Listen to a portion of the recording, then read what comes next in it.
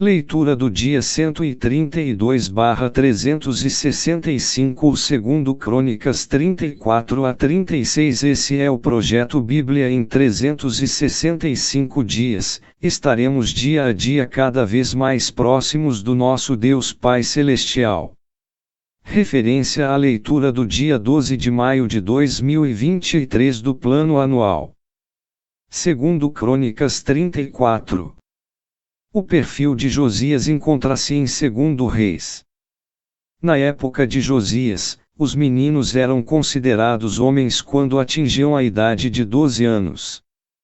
Ao completar 16 anos, Josias compreendeu a responsabilidade de seu cargo e mesmo nessa idade tão precoce, demonstrou ter mais sabedoria que muitos reis mais velhos que o precederão, pois havia decidido buscar ao Senhor Deus e a sua sabedoria. Não permita que sua idade seja um empecilho para servir a Deus. O livro da lei do Senhor, encontrado por Ilquias, era provavelmente o de Deuteronômio, perdido durante o governo dos maus reis.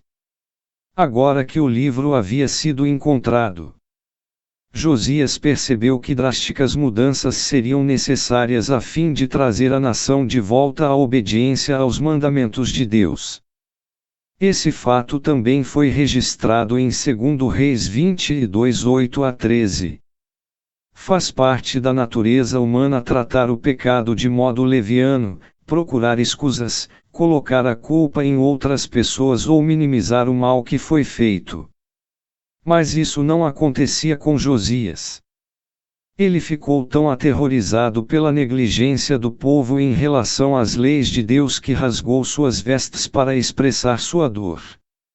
A verdadeira consciência de nossos pecados deve levar-nos à tristeza e ao arrependimento para a salvação, levando-nos para longe do pecado. Será que você procura sempre desculpas para seus pecados, culpando os outros ou fingindo que não são tão ruins? Deus não considera levianamente os pecados e deseja que respondamos a estes com um profundo remorso, exatamente como Josias. Quando Josias leu o livro que Ilquias havia encontrado, respondeu com arrependimento e humildade, e prometeu obedecer aos mandamentos de Deus que nele estavam escritos. A Bíblia é a palavra de Deus, viva e eficaz. Mas não podemos saber o que Deus quer que façamos se não a termos.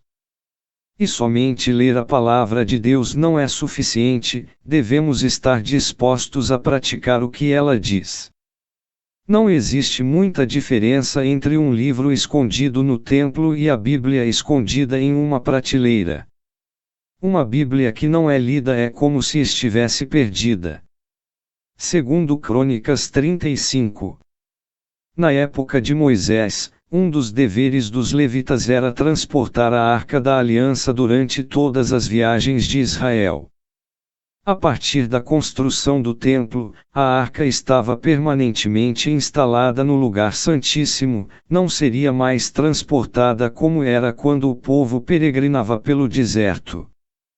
Por isso, Josias disse aos levitas que estavam livres para assumir outras responsabilidades. Os porteiros do templo, que eram todos levitas, guardavam as 4 principais entradas do edifício e abriam os portões todas as manhãs. Também executavam outras tarefas diárias como a limpeza e a preparação das ofertas para os sacrifícios e o controle das doações feitas ao templo. A festa dos pães asmos faz parte da Páscoa, a comemoração da saída do Egito. Durante 7 dias os judeus comem pão sem fermento, exatamente como seus antepassados fizeram ao deixar o Egito, porque este alimento podia ser rapidamente preparado antes de sua apressada partida. Essa festa lembrava ao povo judeu que ele havia deixado a escravidão para trás e alcançado a terra que Deus lhe havia prometido. Esse fato ocorreu em 609 a.C. Nínive. A capital da Assíria havia sido destruída 3 anos antes pelos babilônios. Os assírios derrotados se reuniram em Arã e Carquemis, porém os babilônios enviaram seu exército para destruí-los de uma vez por todas. O faraó Nico, que desejava transformar o Egito em uma potência mundial, ficou preocupado com o crescente poder da Babilônia e resolveu conduzir seu exército pelo norte, através de Judá, para ajudar os assírios que estavam em Carquemis. Porém o rei Josias de Judá, ao tentar evitar que Nico atravessasse suas terras em direção a Carquemis, foi morto, e Judá passou a ser dominada pelo Egito. Embora Josias obedecesse ao Senhor, ele não desistiu de castigar Judá por causa dos pecados de Manassés e do arrependimento superficial de Israel. Nico prosseguiu até Carquemis e deteve os babilônios durante 4 anos. Porém foi completamente derrotado em 605. E a Babilônia voltou a ocupar um lugar de destaque, constituindo-se na maior potência mundial. Josias ignorou a mensagem de Nico por tratar-se do rei de uma nação pagã. A suposição errada de que Nico não poderia ser peão de um plano maior de Deus custou-lhe a vida. Embora nem todas as pessoas que afirmam falar em nome de Deus realmente tenham o comportamento compatível ao seu discurso, elas podem ser usadas por Deus para, de forma inesperada, nos transmitir uma mensagem. Deus falou a reis pagãos no passado. Não deixe que preconceitos ou falsas suposições impeçam que você compreenda a mensagem do Senhor. Embora Jeremias tenha registrado um lamento pela morte de Josias, o livro de Lamentações não trata disso. Nabucodonosor era filho do fundador do Império Babilônico. Em 605 a.C., o ano em que se tornou rei, ganhou a Batalha de Carquemis. Essa vitória aniquilou a Assíria. Para mais informações a respeito de Nabucodonosor, leia seu perfil em Daniel. Segundo Crônicas 36. Em 2 Reis 24:8, Joaquim é mencionado com 18 anos de idade. No entanto, em muitos manuscritos hebreus consta apenas 8 anos. Provavelmente, a idade citada em 2 Reis 24:8 seja a mais precisa, porque na época ele tinha esposas.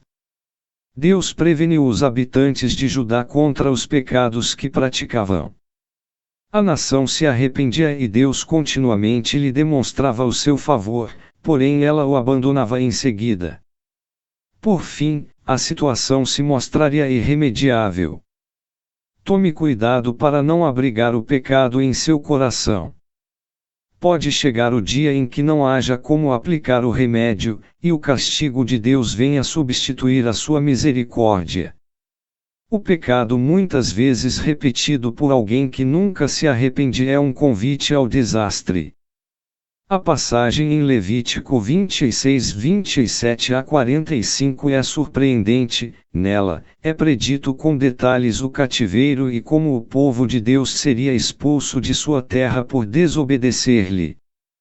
Um dos mandamentos ignorados era que, a cada 7 anos, a terra cultivada deveria descansar por um ano.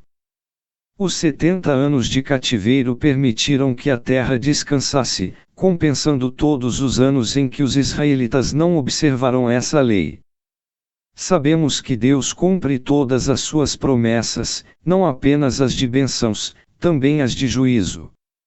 O rei Ciro fez essa proclamação 48 anos após a destruição do templo, no ano seguinte em que a Babilônia foi conquistada pela Pérsia. No livro de Esdras, é narrada a história dessa proclamação e a volta dos exilados a Judá.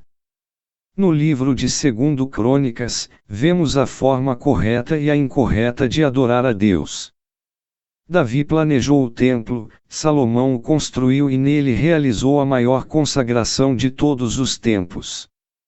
Ali os atos de adoração eram magnificamente organizados. Porém diversos reis maus contaminaram o templo e aviltaram a adoração, de forma que o povo passou a reverenciar mais os ídolos do que a Deus. Finalmente, o rei Nabucodonosor da Babilônia destruiu o templo. Os reis foram destronados, o templo, destruído, e o povo, exilado. A nação havia sido profundamente espoliada. Mas felizmente existe um fundamento maior, o próprio Deus. Mesmo quando parecer que tudo na vida nos foi retirado, ainda teremos Deus, Sua palavra, Sua presença e Suas promessas.